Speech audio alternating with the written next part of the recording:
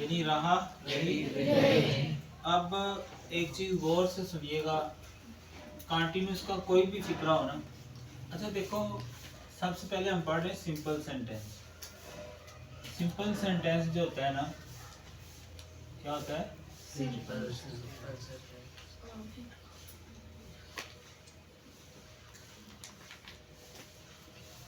कौन सा? सिंपल।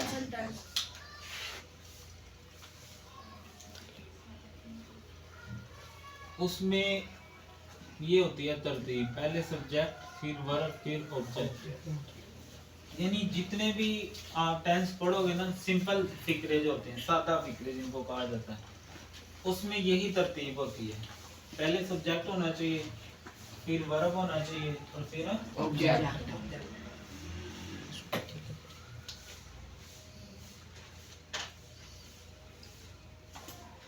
अगर देखो थोड़ा सा ध्यान लगाओ ना आप, थोड़ा सा ध्यान लगाओ, तो ये बड़ा आसान हो जाएगा। यही तरतीब होगी, सब्जेक्ट, वर्ब, ऑब्जेक्ट। कोई भी टेंस जब चेंज होगा, तब्दीली कहाँ आएगी? वर्ब के अंदर। सब्जेक्ट और ऑब्जेक्ट वही होते हैं। जैसे मैं आपको ये चीज एक दिखाता हूँ। अब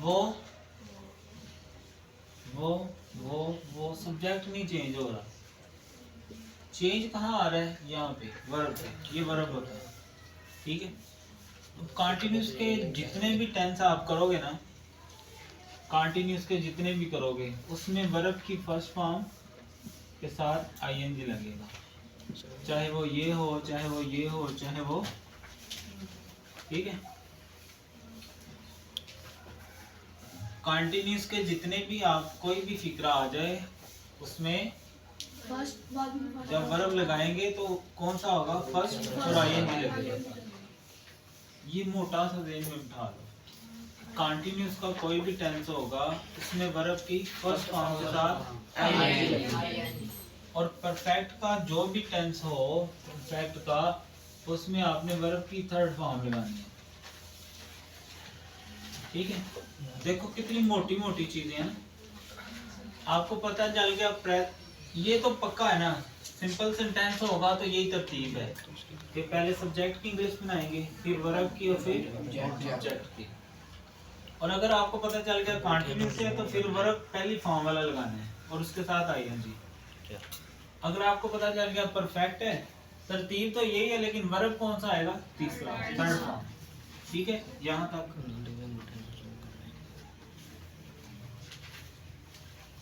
ये 6 सेम है, ये थोड़े आसान है, इनमें थोड़ा चेंज आ जाता है, ठीक है। ये हमें थोड़े से ना, और ये इतना हिस्सा सेम है, वर्ब की फर्स्ट फॉर्म आईएनजी, वर्ब की थर्ड फॉर्म, ये सेम है सब के अंदर। फिर फर्क कहाँ आता है? फिर इतने मुश्किल क्यों लगते हैं हमें? इतना मुश्किल क्यों होता है ये? वो मुश्किल होता है हेल्पिंग वर्ब की वजह से। किसकी वजह से? Helping verb. ठीक। अब मतलब अगर आज प्रेजेंट कंटिन्यूस, तो इसका हेल्पिंग वर्ब होता है इज, एम या आर। इज, एम या आर। अगर पास्ट कंटिन्यूस आ जाए, हेल्पिंग वर्ब कहाँ आता है?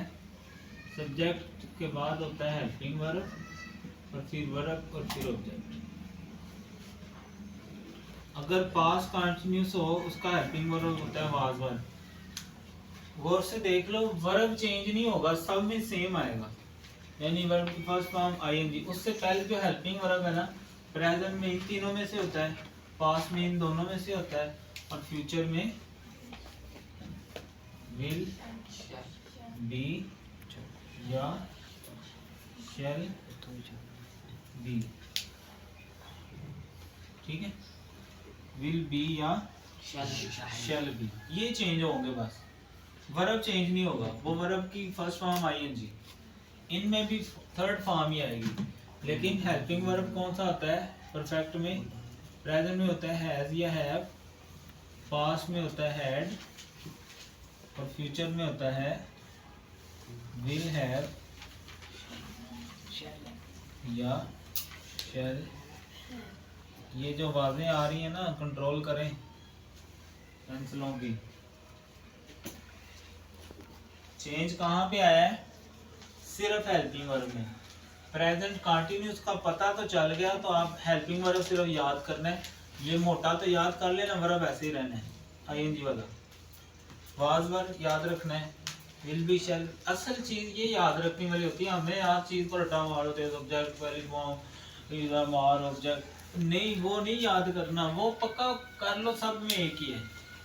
ये बस इतना असल ये चीज है। देखो ये चीज याद करो बस। ये खाना देन में लाओ, कौन सा खाना आ रहा है?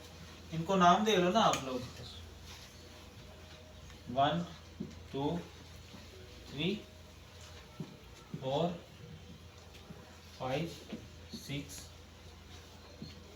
7 8 और 9।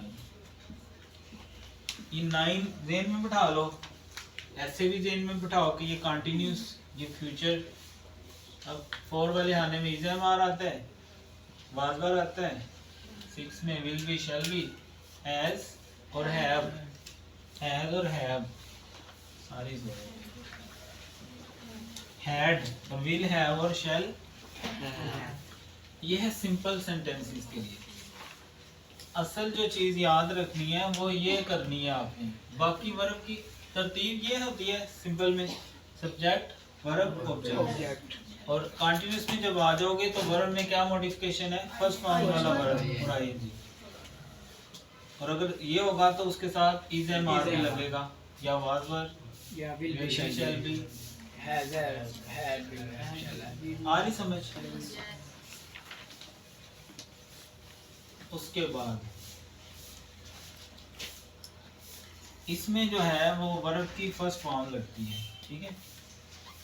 अगर आ जाए फ्यूचर इंडेफिनिट, इसमें वर्ब की फर्स्ट फॉर्म लगती है, ठीक है। और साथ हेल्पिंग वर्ब कौन से हैं?